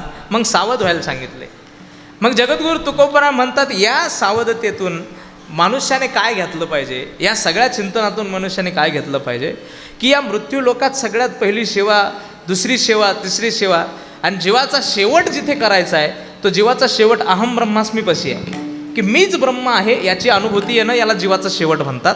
आणि त्या शेवटापर्यंत जाण्यासाठी माणसाला मरावंच लागतं. इथे कुणी उरत नाही, येथे उरो नाही आले अवतार, येरती पामर जीव किती. आणि मग मरावंच लागते. पण मरावं जरी लागत असेल तरी सुद्धा जर आमच्या जीवनात, मागच्या जीवनात सेवा जर चांगली घडली असेल तर जगद्गुरु तुकोबराय म्हणतात त्या मरण्यापासून सुद्धा आम्हाला सुटका मिळू शकते, जशी मला मिळाली अभंगाच्या पहिल्या चरणात. न लगे मरावे, न लगे मरावे, न लगे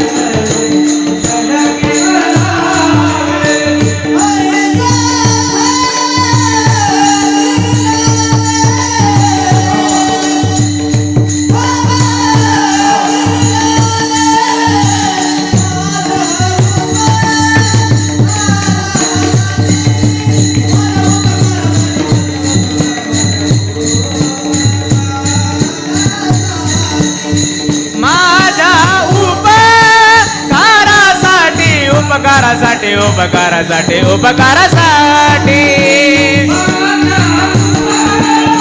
उपकारासाठी उपकारासाठी उपकारासाठी उपकारासाठी माझ्या उपकारासाठी उपकारासाठी.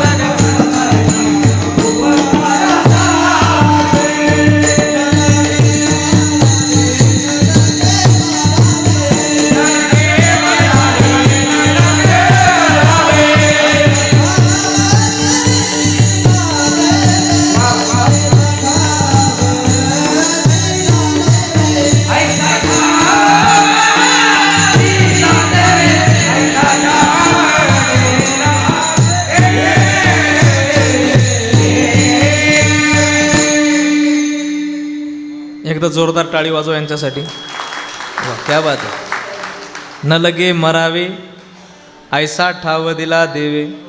आमच्या सेवेची उंची जर असेल तर जगद्गुरु तुकोबाराय म्हणतात, मला परमेश्वराने जे दिलं ते या जगातल्या प्रत्येक जीवाला देव देऊ शकतो. काय आहे ते?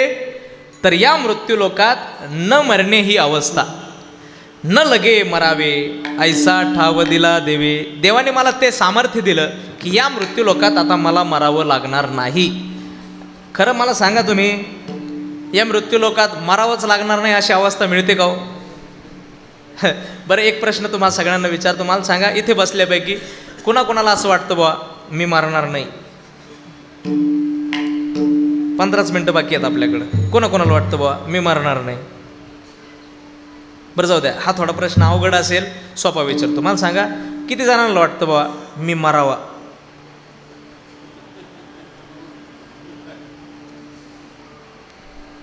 वाटतं कोणाला? नाही, मरायचा विषय काढल्यानंतर लोक टापाटापा माना खाली घालून घेते. तो आपलाच कीर्तन कर, नाही तर तिकडं काही कर. मरण हे माझ्या म्हणण्याने तुम्हाला येणार नाही आणि तुमच्या म्हणण्याने मला येणार नाही. ज्या दिवशी आम्हाला येणार आहे त्या दिवशी आल्याशिवाय राहणार नाही. नाही तर मग मागच्या दोन वर्ष पॅन्डेमिकचे 2 वर्ष आठवा. त्या 2 वर्षामध्ये कोविडच्या अशी माणसं गेली जी आम्हाला वाटतच नव्हती जातील, आणि अशी माणसं राहिली जी वाटत नव्हती येतील. 75 वर्षाचं म्हातारं होतं, 22 स्कोर होता त्याचा. HRCT 22 स्कोर होता. 75 वर्ष वय होतं. घरच्या माणसांनी ॲडमिट करायला नेलं ना तर रडत रडत नेलं. मात्र यायचं नाही. आता काय खरं आहे, वय एवढं झालं आहे, 22 स्कोर, कुठे राहते का म्हातारं? रडत रडत ॲडमिट केलं. 8 दिवस घरात सुखसुखाट, मात्र ॲडमिट. वातावरण, म्हातारं जाईल. पण 8व्या दिवशी म्हातारं ठणठणीत बरं होऊन घरी आलं. 75 वर्षाचं. आणि 22 वर्षाचं पोरगं होतं, 5 स्कोर होता त्याचा. सगळे म्हटले काही होणार नाही, इम्युनिटी त्याच्याकडे चांगलं आहे, स्ट्रेंथ आहे त्याची, शरीर चांगलं आहे, तरुण आहे, नाही का, त्याला काय होतंय, 5 स्कोरनी कुठं काय होतंय हो. पण 5व्या दिवशी त्याच्या अंत्यविधीला जाण्याचं सुद्धा सद्भाग्य घराला लाभलं नाही. ही वास्तविकता आपण पाहिली आहे. आणि मग कुणाच्या म्हणण्याने कुणी जात नाही आणि कुणाच्या म्हटल्याने कुणी राहत नाही. या मृत्यू लोकाचं सत्य एकच आहे, इथं आलेलं कुणी राहत नाही, प्रत्येकजण इथे जाण्यासाठी आला. आजामेला पंजामेला बाप वसला गेला. वा वा. आजामेला पंजामेला बाप वसला गेला. देखत देखत ना तू पलतो, देखत देखत ना तू पलतो, कोणी नाही साधारा. देखत देखत ना तू पलतो, कोणी नाही साधारा. उठा उठा कपाटी भया आले मोठे, उठा उठा कपाटी भया आले मोठे. उठा उठा भया आले मोठे, उठा उठा कपाटी भया आले मोठे.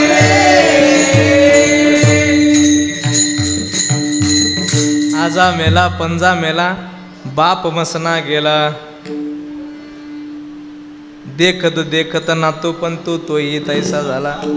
फार सुंदर चाल झाली, गोड होती चाल. कळली की तुम्हाला काय अशी होती? ध्यानात ठेवा, फक्त ध्यानात ठेवा. आजा मेला पंजा मेला बाप मसना गेला. तुम्ही तरी आजा पंजापासून सांगितलं, पण रामप्रभूंच्या वडिलांना जावं लागलं. राजा दशरथाला मारावं लागलं. राजा दशरथच मेले एवढंच नाही, रावणाला जावं लागलं. रावण. तुम्ही म्हणता पुराण सांगू नका, ऐका, पुराण सांगत नाही, इतिहास सांगतो. जगाच्या पाठीवर 2 राजे असे झाले ज्यांनी जग जिंकलं. पहिला झाला राजा अलेक्झांडर आणि दुसरा झाला राजा सिकंदर.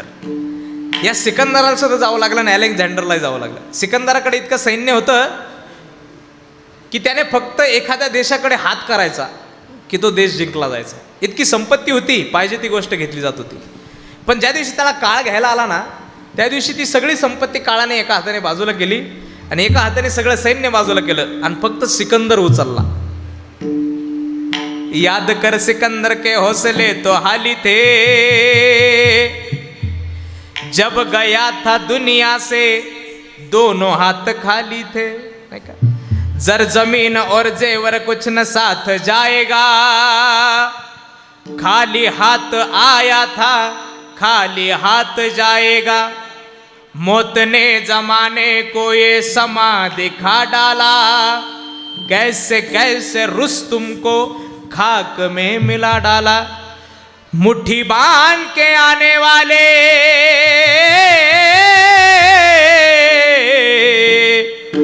मुट्ठी बांध के आने वाले हाथ पसारे जाएगा। सर उठा कर चलने वाला एक दिन धोखा खाएगा।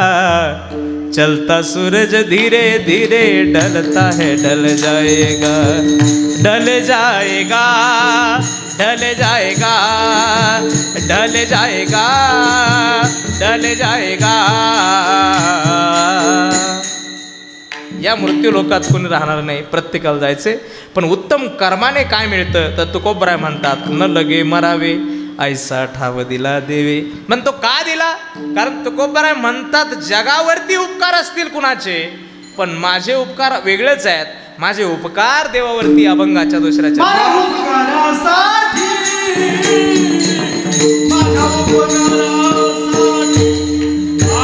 माझ्या उपकारासाठी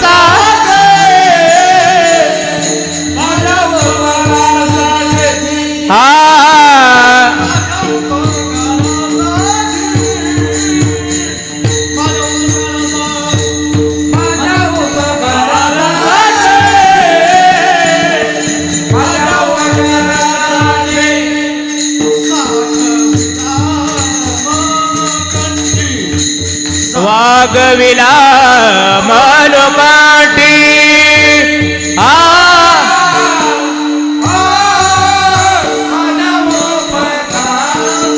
साठी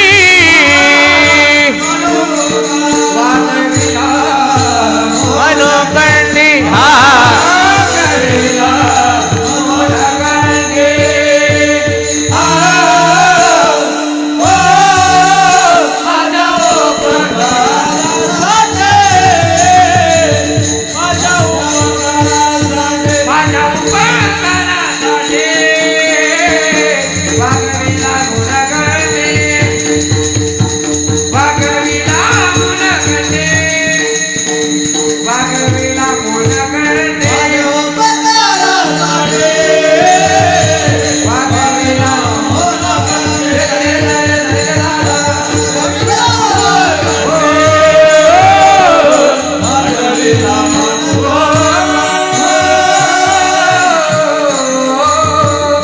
माझ्या उपकारासाठी वागिविला मनुकंठी। मी देवावरती उपकार केला, जगाचे कोणावरती असतील पण माझे देवावरती उपकार आहेत। काय उपकार आहेत? तर माझे देवावरती उपकार आहेत विश्वंभर बाबांपासून चालत आलेली जी देवाची सेवेची परंपरा आहे, ती परंपरा आजही तशीच आहे। काही मागणे हे अमानुचित, वडिलाची रीत जाणत असे। देवाकडे मागायचं नाही, फक्त सेवा करायची। माझ्या वडिलाची मिरासी गा देवा,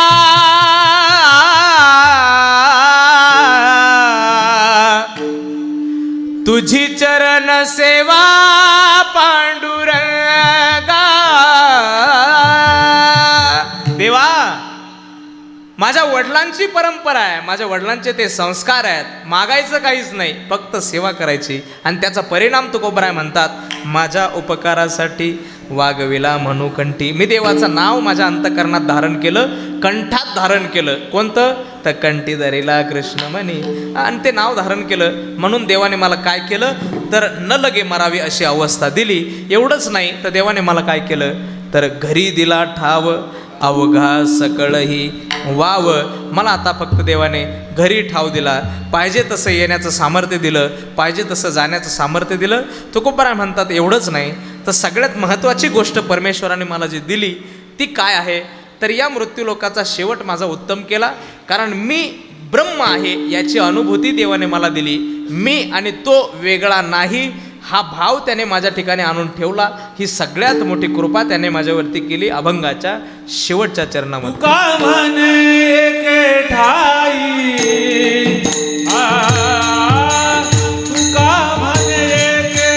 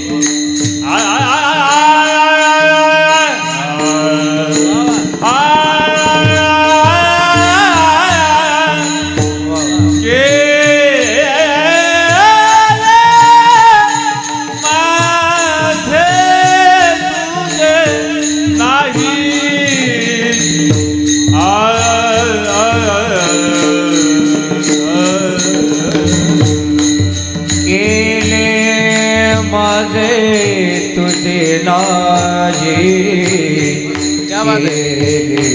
केले माझे तुझे नाही आना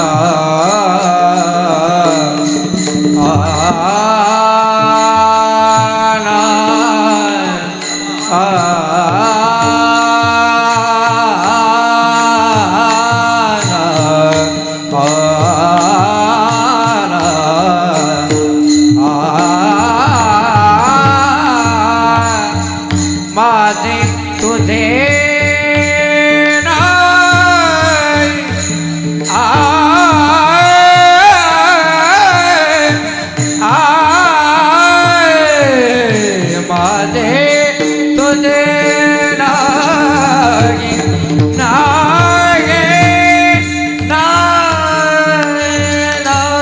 नाही माझे तुझे नाही केले माझे तुझे नाही केले माझे तुझे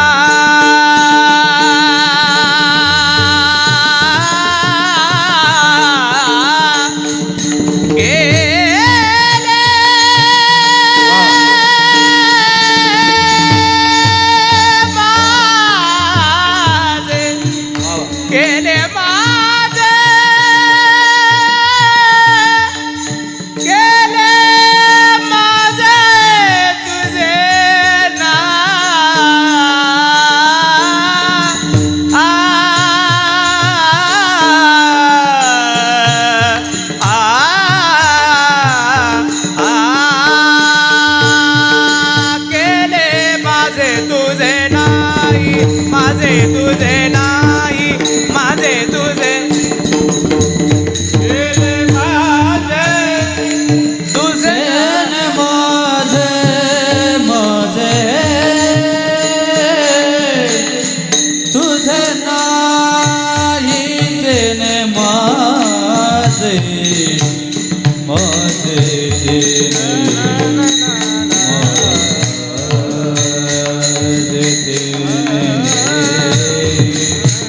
माझे तेने माझे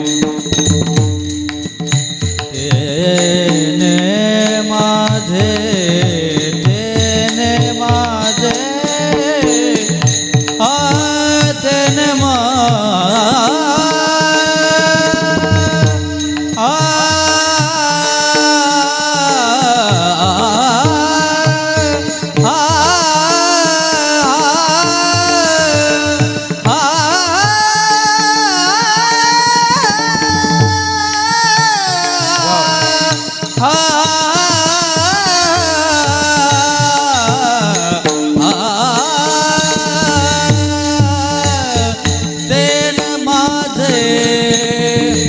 केले माझे तुझे नाही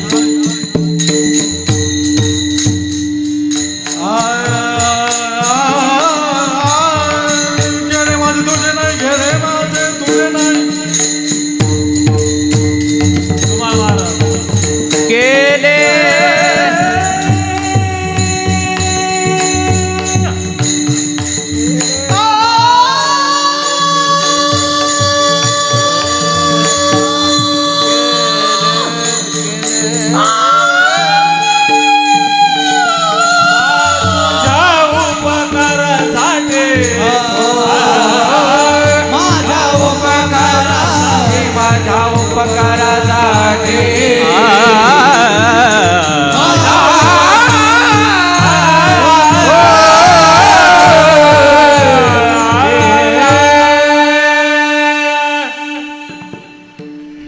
तुका म्हणे एके ठाई कोठे माझे तुझे नाही किंवा केले माझे तुझे नाही माझ्या उपकारासाठी वागविला मनोकंठी. तुकोबरा म्हणतात मी देवावरती उपकार केला. काय देवावरती उपकार केला तर मी देवाच्या नावाचा काळा मणी गळ्यात घातला. एवढा उपकार आहे का? काळा मणी केव्हा येतो आपल्या गळ्यात? काळा मणी केव्हा येतो? तुमच्या गळ्यात नाही, यांच्या. काळा मणी कधी येतो? बरं तुमच्या गळ्यात काळा मणी आहे का? आहे ना? कधी आला? हां, सोनं सगळं गहाण ठेवलं तेव्हा आला, असं आहे का? नाही. लग्नाच्या दिवशी पंचपदीच्या टायमिंगला ब्राह्मण देवता आमच्या समोर बसली होती यज्ञ घेऊन, तेव्हा नवऱ्याच्या हाताने आमच्या गळ्यात काळा मणी आला. आणि तो काळा मण्याचं काय कारण आणि काय अर्थ असतो? तर काळा मण्याचा अर्थ असा आहे, आजपर्यंत माझी जबाबदारी माझ्या आईवडिलांची होती. मी माझ्या आईवडिलांसाठी समर्पित होते आणि माझी संपूर्ण जबाबदारी त्यांच्यावरती होती. पण आजपासून जेव्हा तुम्ही माझ्या गळ्यात हा मणी बांधला, हे मंगळसूत्र बांधलं, हा धागा बांधला, तेव्हापासून माझी संपूर्ण जबाबदारी तुमच्यावरती आहे आणि माझं जीवनसुद्धा तुमच्यासाठी समर्पित आहे, असं ती पत्नी म्हणते नवऱ्याला, बरं का. तसं तुकोबराय म्हणतात, मी सुद्धा त्याच्या नावाचा काळा मणी माझ्या गळ्यात बांधला आणि तेव्हापासून माझी संपूर्ण जबाबदारी आता त्याच्यावरती आहे. मग मागे पुढे उभा राहे सांभाळीत. मग काळा मणी कुठला? तर अखंड जया तुझी प्रीती, मज दे तयाची संगती, मग मी कमळापती, तुझबानानी कंटाळा, तुझं अखंड भजन करण्याचा मणी म्हणजे कंठी धरीला कृष्ण मणी, अवघा जनी प्रकाश, असा मणी मी धारण केला. असं त्याचं नामचिंतन कंठात धारण केलं. त्याचा परिणाम त्यांनी मला या मृत्यूलोकात मरावं लागणार नाही अशी अवस्था दिली. आणि म्हणून या अवस्थेला पोहोचून आमचं जीवन खऱ्या अर्थाने सार्थकी लागत असतं. आम्ही सांसारिक जीवाने सुद्धा हाच परमार्थ आमच्या जीवनात केला पाहिजे. कदाचित हा नाही घडला तर आमच्याकडून हा परमार्थ नक्की घडला पाहिजे की दारात येणाऱ्या अतिथीला चतकुर भाकर आणि आमच्या आईवडिलांची सेवा आमच्याकडून घडावी. आज या परिवाराकडून आपल्या पित्याची सेवा घडली, आपल्या वडिलांची सेवा या ठिकाणी घडली आणि त्या सेवेचं पूर्णत्वाकडे नेण्यासाठी जो खऱ्या अर्थाने हिंदू धर्मशास्त्रात शेवटचा विधी मांडला जातो, ज्याला वर्षश्राद्ध पिंडदान असं म्हणतात, तो या ठिकाणी कैलासवासी आप्पांच्या निमित्ताने या परिवाराने घडून आणला. या ठिकाणी त्या परिवाराने तो केला. खरं तर आप्पांना ही श्रद्धांजली आहे. आप्पांच्या जीवाला सद्गती मिळाली याच्यात कुठली शंका नाही. आप्पांना समाधान वाटलं असेल, आप्पांच्या अंतःकरणापासून प्रेम वाटलं असेल की माझ्या लेकरांनी, मी ज्या मुलांना संस्कार दिले, मी ज्या मुलांना जन्माला घातलं, मी ज्या मुलांना वाढवलं, मी कष्ट करून, मी माझ्या घाम गाळून ज्या पोरांना शिकवलं, ते खऱ्या अर्थाने ते पोरं आज ते पोरं माझ्यासाठी स्वाभिमान वाटण्यासारखे वागलेत. म्हणजे शेवटच्या क्षणाला मी गेल्यानंतर सुद्धा आज जगाच्या उपयोगी येणारी ही पोरं आज माझी कृतज्ञता व्यक्त करतात. हे सगळं पाहून आपणच्या अंतःकरणाला समाधान मिळालं असेल. त्यांच्या सगळ्या परिवाराला मी खरं तर विशेष धन्यवाद देईल. मच्छिंद्र भाऊ असेल, नवनाथ भाऊ, आमचे सुधाम भाऊ असतील, सगळ्यांना विशेष धन्यवाद देईल की आपण हा सुंदर सोहळा आपल्या आप्पांच्या निमित्ताने घडून आणला.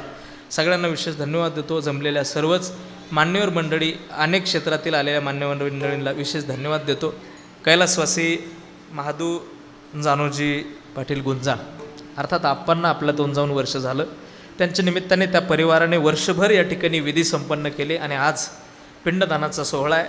आजच्या दिवशी हा सुंदर सोहळा करून या परिवाराकडून, आपल्या सर्वांकडून, माझ्याकडून, या कीर्तनातून जे पुण्य आपल्याकडे जमलं आहे, त्या पुण्याच्या जोरावर मी एकच प्रार्थना भगवंताच्या चरणावरती करेल, देवा आमच्यातून गेलेल्या आप्पांचं जीवन अत्यंत सदुपयोगी गेलं आहे, आमच्यातून गेलेल्या आप्पाचं जीवन अत्यंत चांगलं जीवन गेलं आहे, आप्पांकडून कधी कोणाचं मन दुखावलं नाही, आप्पांचं जीवन त्यांनी अत्यंत उत्तम जगलं आहे देवा, त्यांच्या परिवाराला त्यांनी उत्तम संस्कार दिलेत देवा, आणि आम्ही त्यांच्या निमित्ताने जे पुण्य केलं आहे देवा, त्यातून आप्पांच्या आत्म्याला सद्गती तू दे.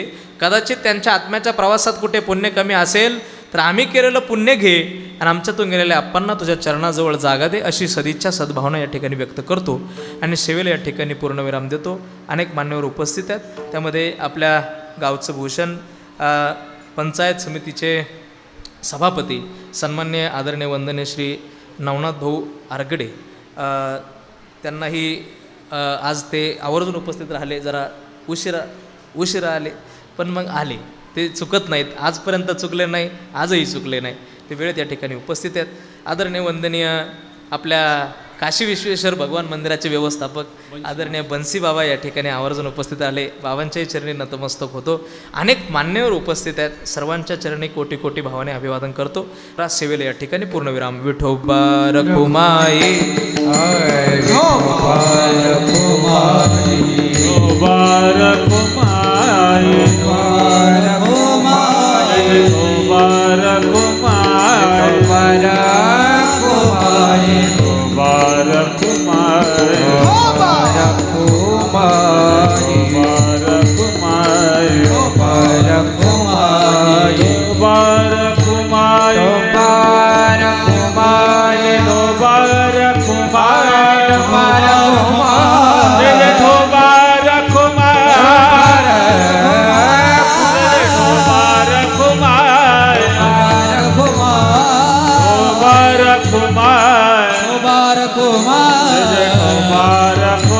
रखुमाए ढोबा रखुमाए जय ढोबा रखुमाए ढोबा रखुमाए ढोबा रखुमाए ढोबा रखुमाए ढोबा रखुमाए ढोबा रखुमाए